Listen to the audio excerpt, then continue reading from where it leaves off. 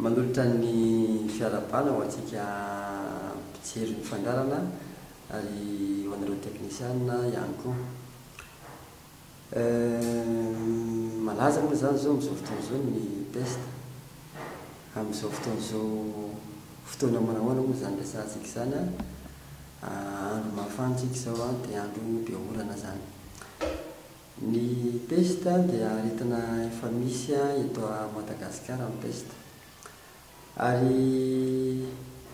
raha ny tantara no tsy ahivina zany dia anisan'ny tena hoe nandripaka olona ary nandripaka hoe afaritany anankiray. Misy ary tena hoe efa latsaky ny continent anankiray mihitsy ara izany peste zany tamin'ny fotoana ny taloha tany amin'ny faritra Afrika sy Azia iny ary tena nampatahotra mihitsy tamin'izany fotoana zany satria tamin'izany fotoana zany koa moa zany mbola tsy ampy tsara zany ny fomba fitsaboana sy ny fitiliana nisy zany dia tena hoe nampatahotra mihitsy zany le izy dia izay mahatonga ny olona ohatran'ny hoe mampiorory be zany raha resaka hoe peste zany resahana nazanany zany amin'izao vanim-potoana ny fandrosoana zao moa zany efa misy ny fandrosoan'ny siansa dia hoe azo tsaboana tsara zany ary azo tiliana tsara zany zany peste zany. Eto Madagasikara manokana ny resahana dia aretina misy eto Madagasikara zany ny peste zany efa tonga eto zany ny peste io ary reto amintsika dia misy faritra foana ohatran'ny saikasaika hitrangany foana zany na hoe quartier misy matetika zany. Ary ny microbe-na peste zany dia tena maharitra ela mihitsy zany vao maty satria zay mahatonga ilay hoe ny raha misy olona maty ny peste dia tsy azo sokatsokafana intsony mihitsy io le fasan'ilay olona maty ny peste io satria mbola mipetraka foana ao anatin'io razana io zany mandritry ny fotoana maro be zany le microbe-na peste dia izay mahatonga an'izay zavatra izay zany fitandremana daholo moa zany mba tsy hoe hiparitahany na hifindrany peste io zany. Ny peste zany dia avy amin'ny microbe anankiray avy amin'ny bacille anankiray antsoina hoe Yersinia pestis bactérie moa zany io bacille io ka any amin'ny biby misy volo mafana raha antsoina hoe rongeur no misy andre izy zany. Fa misy biby maromaro ao anatin'io rongeur io fa ao anatin'izany zany ny voalavo, anisan'izany ny voalavo. Raha eto amintsika zany dia ny voalavo voakasika izay zavatra io fa raha ny amin'ny faritra hafa dia misy biby hafa koa zany ankoatran'izay ankoatran'ny voalavo voakasika ilay izy. Dia ny voalavo zany sy ny olona no voan'ny peste raha eto amintsika zay ny resahana. Dia rehefa voan'ny peste ilay voalavo dia kakerin'ny parasy ka ny parasy tsy voan'ny peste fa le parasy indray zany no manaikitra olona anankiray salama dia mifindra amin'ilay olona zany le peste. Dia raha ny peste zao dia anankitelo ny fomba fisehoan'izay peste zay. Ny fomba fisehoany voalohany sady io koa zany no tena hoe matetika zany matetika pitranga indrindra dia ilay antsoina hoe peste bubonique. Misy bubon zany, inona moa le bubon zany atody tarimy zany dikan'izay. Ny atody tarimy zany dia misy amin'ny faritra rehetrarehetra na izy tia mielakelam-pe. Ny atody tarimy no hitantsika mazatra moa zany dia rehefa hoe misy fery, rehefa misy maratra ny tongotra ka ratsy tsabo ny fery iny manonotra ny fery dia mivoto ny atody tarimy. Iny zao mivoto kely izy iny dia marary rehefa tsapaina. Fa ny peste somary manatombo kely no iny ny abean'le atody tarimo amin'ny peste satria indraindray izy mahatratra mety mitovitovy amin'ny atody mihitsy ary indraindray arakaraky ny olona dia le atody tarimo amin'io zany misy firetana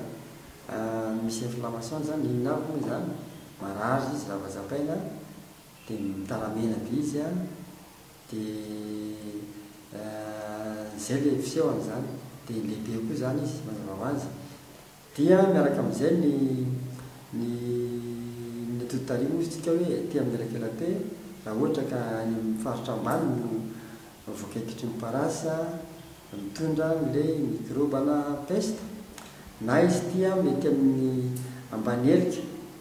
raha ohatra ndraika hoe ty amin'ny sandry na hoe ty amin'ny faritry ny kibo aty zany no voakaikitry ny parasy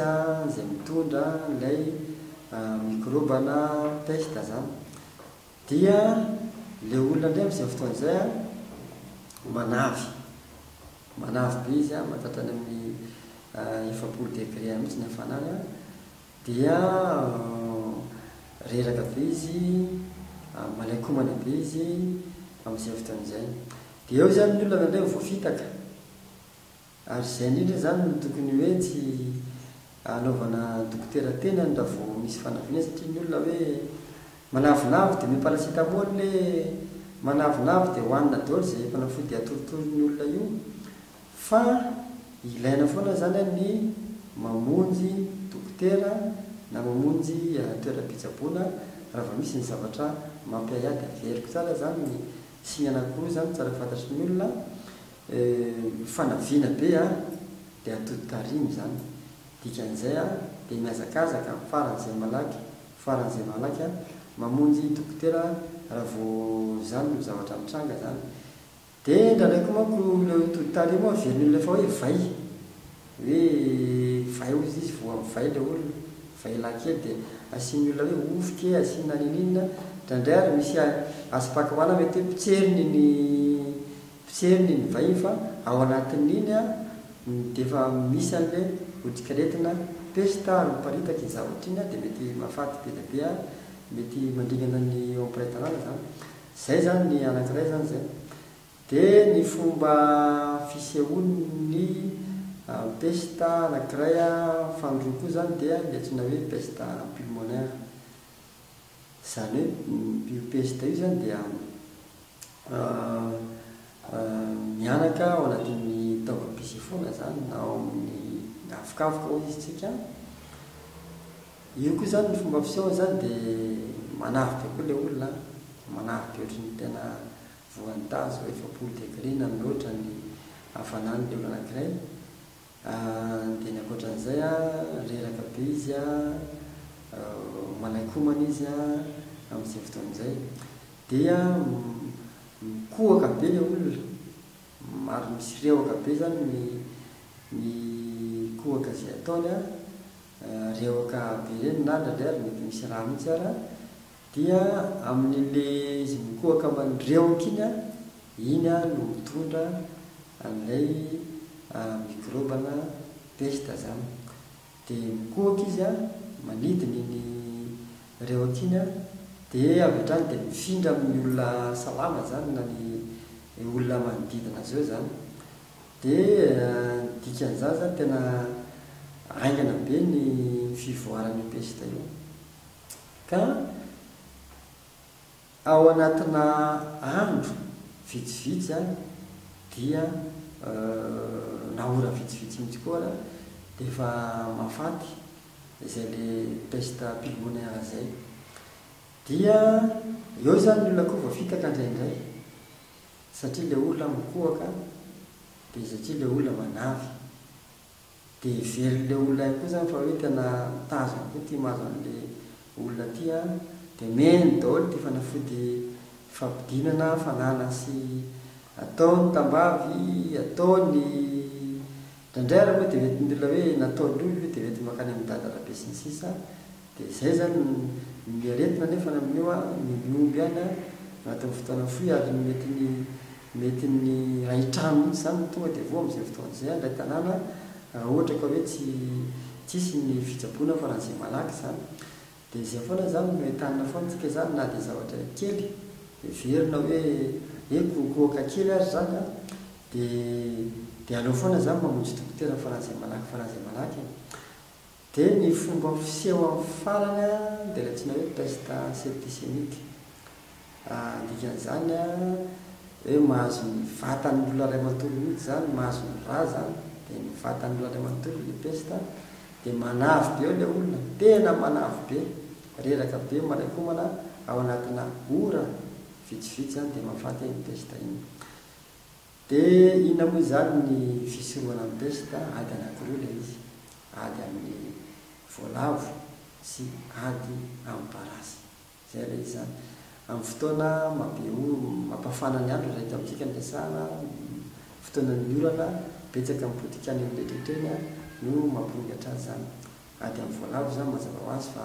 ao koa zany ohatra mety fiompiana saka ao ny fampiasana ny totam-boalavo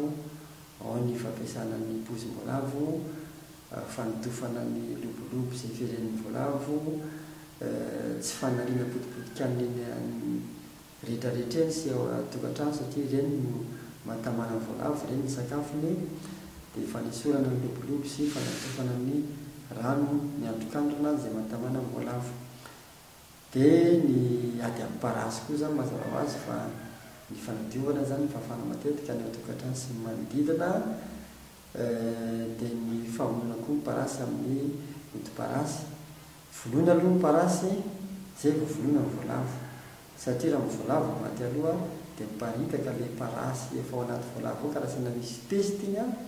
dia mifindra vetivety a le peste raha misy voalavo matomato ho azy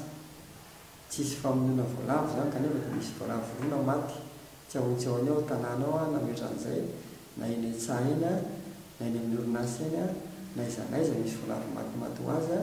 ka indrindra fa hoe maromaro le maty a dia tokony ho maivotsika fa mety ho maty ny peste zany voalavo zany ka dia mampandrainakaingana ny manam-pahefana sy mitompo-pahasalamana kaitsika indrindra